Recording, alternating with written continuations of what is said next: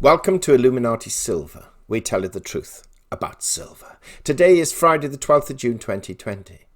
And on Wednesday we produced a video entitled Gold and Silver Rise as Fed Warns of Slow Road to Recovery, where we showed a Bloomberg article which suggested that equity markets may now be reaching their medium-term zenith, despite the vast amounts of government and central bank stimulus and liquidity being pumped into the US and, in fact, the world economy.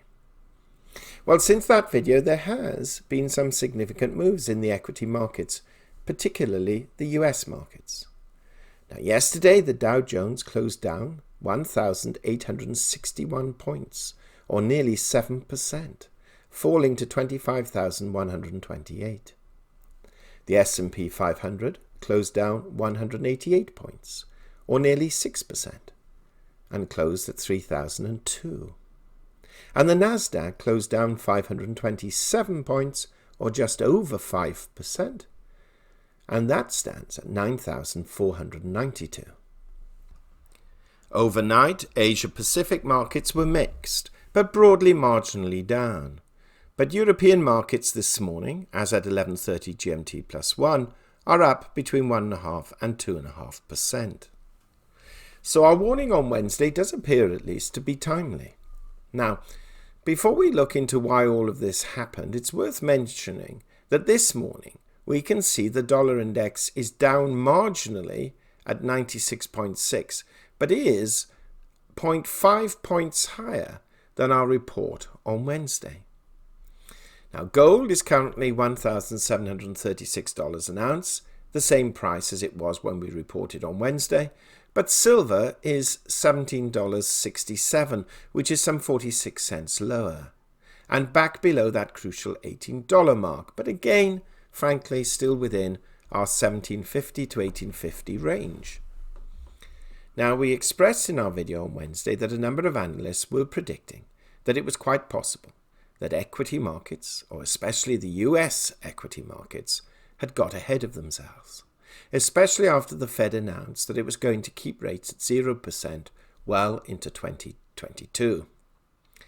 Now, gold initially rallied, but then fell back again, ironically, as stock markets fell. Now, this was because monies were moving into the US dollar, thereby strengthening it, and also we have to bear in mind, and this is important and not often covered by the precious metal pumpers, the weaker the stock market becomes, certainly in the earlier days of that weakness, the more cash investors will need to meet margin calls and cover losses.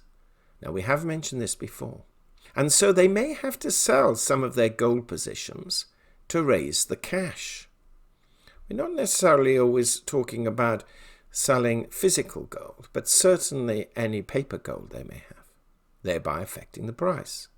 Now, do not underestimate this transaction, which is why many are perplexed when equities fall. Gold also does so on occasion, when logic would normally suggest that its price should rise.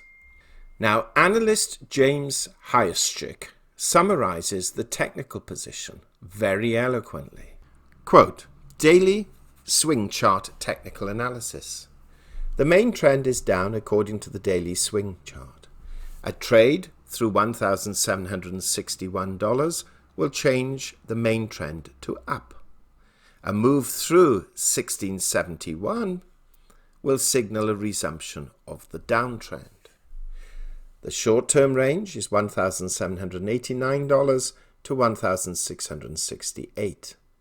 Its retracement zone at 1,728 is the key level to watch. The market found support on this level on Thursday. The minor range is 1,671 to 1,754. Its 50% level at 1,713 is potential support. The main range is $1,454 to $1,789. Its retracement zone at 1,621 to 1,582 is the major downside target and value zone. Short-term forecast A sustained move over $1,728 will indicate the presence of buyers. Taking out $1,761 will change the main trend to up and could create enough upside momentum to challenge a pair of main tops at 1,787 and 1,789. A failure to hold 1,728 will indicate the buying is weak. This could lead to a test of 1,713. This is a potential trigger point for an acceleration into 1671 and 1668. The direction of the US dollar will be the key to the next major move in gold. If the dollar becomes the go-to safe haven asset again, then gold prices could drop.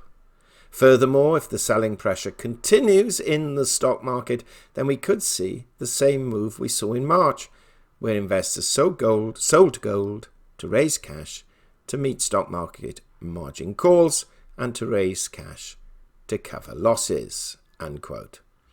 Admittedly, quite a few figures there, but broadly suggesting that you're looking at gold in the 16 to 1700 range. Now, from a technical point of view, it is really quite difficult to argue with James, to be fair, and he has actually laid that out quite effectively.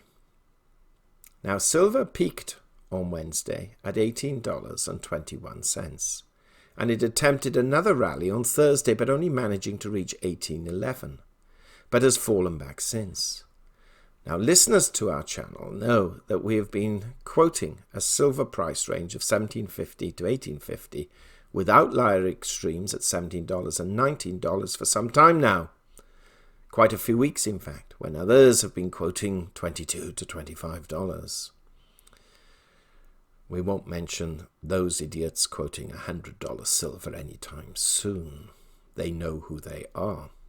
Now, with the industrial demand working in its favour, but monetary demand now somewhat confusing, as it is more or less moving in gold's direction, though gaining slightly, at least until now, within the gold-silver ratio, much still depends on the US dollar value, and to what extent the economic recovery can be enhanced.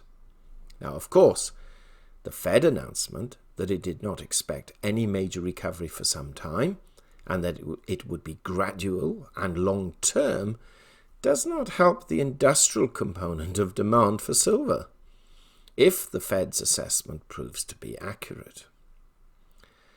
Now, the technicals more or less bear out our figures of a $17.50 to $18.50 spread, with our $17 and $19 supporting the base and ceiling.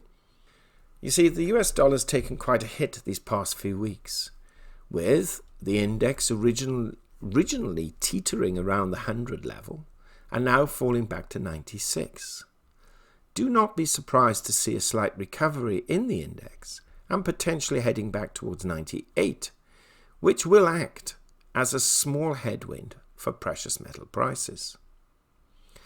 Now, that said, the geopolitical situation is sufficient to cause a degree of uncertainty, and with the general election due in November, now less than 5 months away, this too will have an effect on the stability of equities and the US dollar.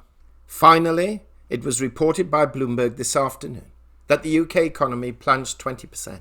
So let's take a brief look at what it says.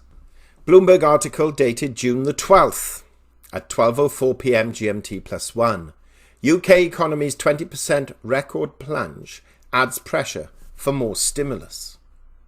The UK economy shrank a record 20.4% in April as businesses and workers reeled under the lockdown designed to control the coronavirus pandemic. The contraction means the nation has effectively seen almost 18 years of growth wiped out in 2 months. While a rebound is likely as businesses start to reopen, the grim figures will increase the pressure on the government and Bank of England to do more to support the recovery. The hit to the economy rounds off a difficult week for Prime Minister Boris Johnson, who is facing mounting criticism from politicians and scientific advisors after they blamed his Conservative administration for making a series of grave mistakes since the beginning of the outbreak. In addition to registering the highest death toll in Europe, the UK has also paid a heavy economic price. The OECD says the country could see one of the developed world's deepest recessions in 2020, with output slumping more than 11%, the most for more than 300 years. April was the first month to be fully encompassed by the lockdown, but these figures are nevertheless shocking, and it goes without saying that this kind of fall in activity is virtually unprecedented, either in scale or speed. James Smith, an economist at ING, wrote in a report.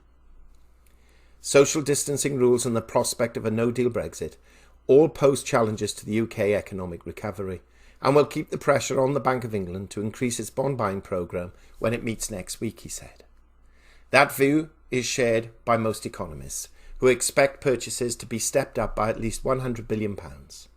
Bank of America Merrill Lynch economists said Friday they expect a package of measures in August, including cutting interest rates to 0%, making the terms of a lending programme more generous and possibly implementing a weak form of yield curve control, which would keep bond market rates around a certain low level. More support is seen as vital as the UK's outlook darkens. Unemployment is widely expected to reach rates not seen since the mid-1990s, with more than 7,500 job cuts being announced on Thursday alone as the lockdown hammers businesses from chemical manufacturers to airports. That despite massive government support that has left the taxpayer paying the wages of over 11 million people at a cost of £27 billion or $34 billion so far. The damage in April was done by a 19% drop in the dominant services industry, where sectors such as air transport, travel agents and restaurants lost around 90% of their output. Manufacturing fell 24.3%, while construction plunged 40.1%. It means the economy was around 25% smaller in April than it was in February. Unemployment, rising debt and business insolvencies will weigh on the recovery, Ian Stewart, chief economist at Deloitte, said. The economy is unlikely to return to pre-COVID levels of activity until 2022. Still, the pound was largely unperturbed by the plunge in output, which was expected by investors. It was up 0.1% at $1.2619 as of 12 p.m. London time on Friday. Separate figures showed the trade deficit excluding volatile non-monetary gold and precious metals narrowed in April, with both exports and imports falling sharply as the pandemic disrupted shipment of cars, fuels, works of art and clothing. End of article. So, more stimulus, more concern and more debt. A huge benefit for precious metal prices. But perhaps that will come into being a little down the road, rather than necessarily today. Thank you so much for listening. If you haven't already done so, please subscribe to our channel and press the bell sign so that you're notified of our videos as and when they are published. We hope you have found this video interesting and informative, and if so, please give it a thumbs up and share it on social media.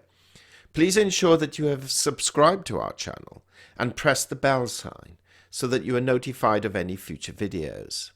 Also, kindly visit our website at illuminatisilver.com, and if you haven't already done so, please subscribe either as a free or paying member for regular email updates and offers. Disclaimer. Illuminati Silver owners come from a background of banking, international wealth management and economics.